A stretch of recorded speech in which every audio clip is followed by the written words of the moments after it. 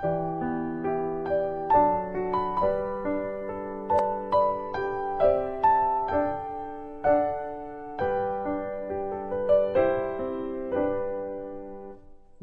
to the Bible in 1 year. For today, February 6th, and today we're starting a new book, the book of Leviticus. We're reading chapters 1 to 3. We're also reading Matthew chapter 24 from verse 23 to 51. That's Leviticus chapters 1 to 3 and Matthew chapter 24 verse 23 to 51. Leviticus chapter 1. Now the Lord called to Moses and spoke to him from the tabernacle of meeting, saying, Speak to the children of Israel and say to them, When any one of you brings an offering to the Lord, you shall bring your offering of the livestock, of the herd and of the flock. If his offering is a burnt sacrifice of the herd, let him offer a male without blemish. He shall offer it of his own free will at the door of the tabernacle of meeting before the Lord. Then he shall put his hand on the head of the burnt offering, and it will be accepted on his behalf to make atonement for him. He shall kill the bull before the Lord, and the priests, Aaron's sons, shall bring the blood and sprinkle the blood all around on the altar that is by the door of the tabernacle of meeting. And he shall skin the burnt offering and cut it into its pieces. The sons of Aaron the priest shall put the fire on the altar and lay the wood in order on the fire. Then the priests, Aaron's sons, shall lay the parts, the head, and the fat in order on the wood that is on the fire upon the altar. But he shall wash its entrails and its legs with water, and the priest shall burn all on the altar as a burnt sacrifice, an offering made by fire, a sweet aroma to the Lord. Verse 10.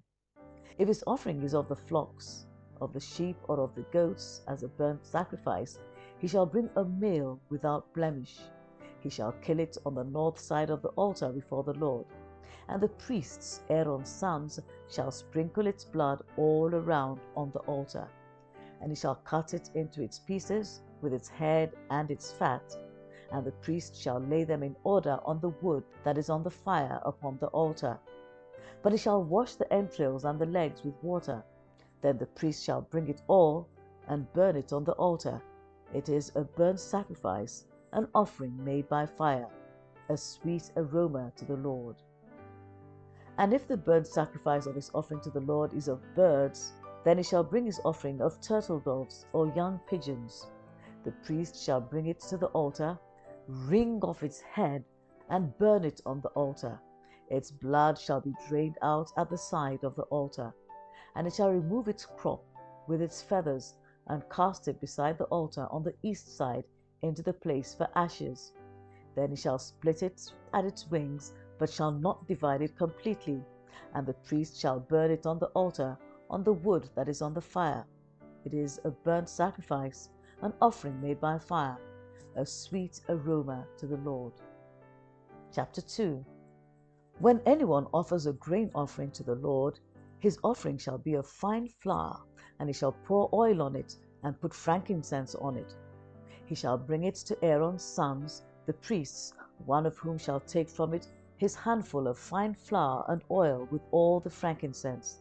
And the priest shall burn it as a memorial on the altar, an offering made by fire, a sweet aroma to the Lord. The rest of the grain offering shall be Aaron's and his sons. It is most holy of the offerings to the Lord made by fire. And if you bring as an offering a grain offering baked in the oven, it shall be unleavened cakes of fine flour mixed with oil, or unleavened wafers anointed with oil. But if your offering is a grain offering baked in a pan, it shall be of fine flour, unleavened, mixed with oil. You shall break it in pieces and pour oil on it. It is a grain offering. If your offering is a grain offering baked in a covered pan, it shall be made of fine flour with oil. You shall bring the grain offering that is made of these things to the Lord, and when it is presented to the priest, he shall bring it to the altar.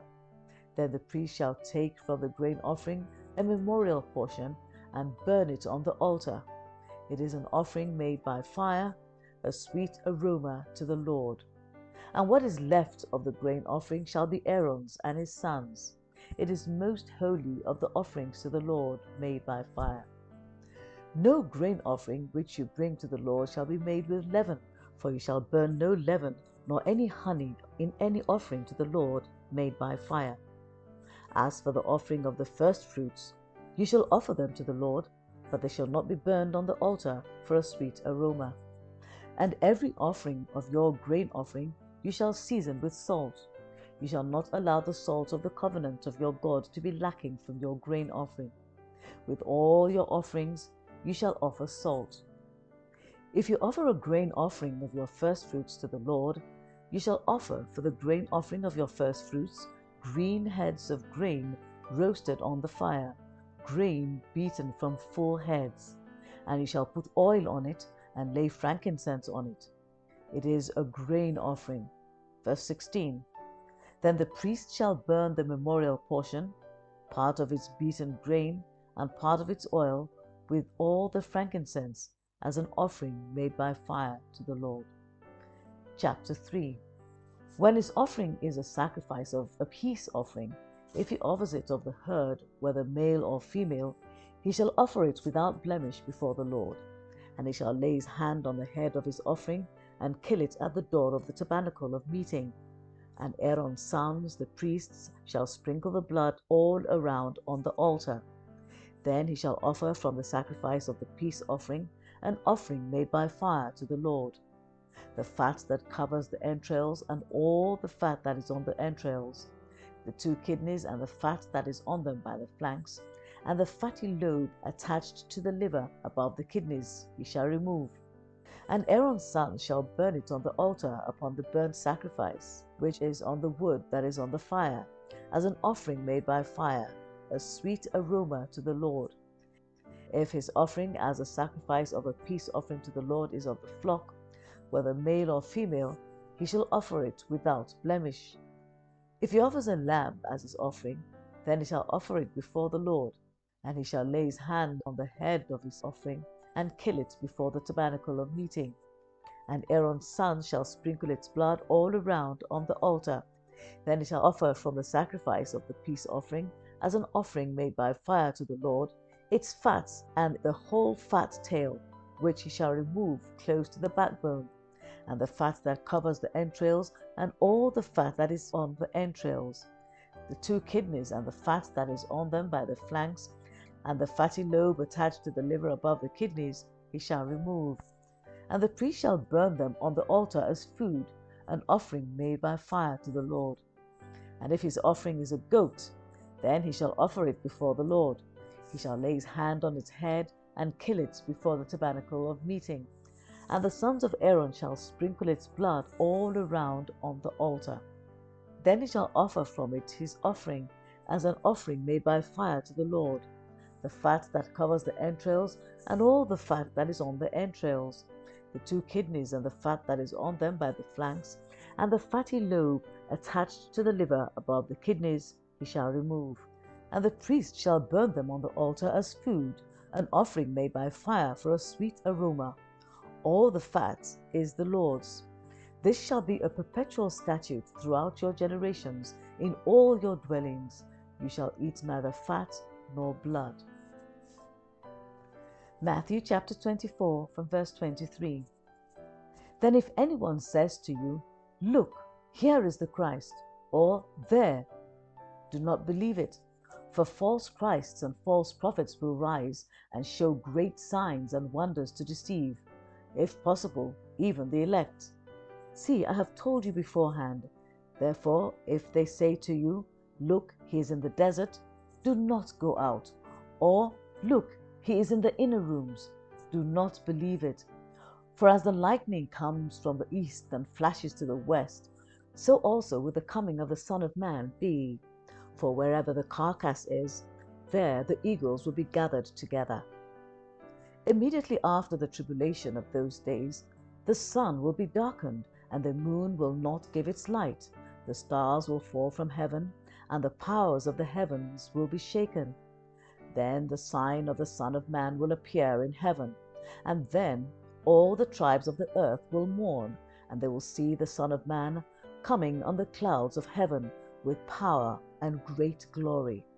And he will send his angels with a great sound of a trumpet, and they will gather together his elect from the four winds, from one end of heaven to the other. Verse 32. Now learn this parable from the fig tree. When its branch has already become tender and puts forth leaves, you know that summer is near. So you also, when you see all these things, know that it is near, at the doors. Assuredly, I say to you, this generation will by no means pass away till all these things take place. Heaven and earth will pass away, but my words will by no means pass away. But of that day and hour no one knows, not even the angels of heaven, but my Father only. But as the days of Noah were, so also will the coming of the Son of Man be. For as in the days before the flood, they were eating and drinking, marrying and giving in marriage, until the day that Noah entered the ark, and did not know until the flood came and took them all away.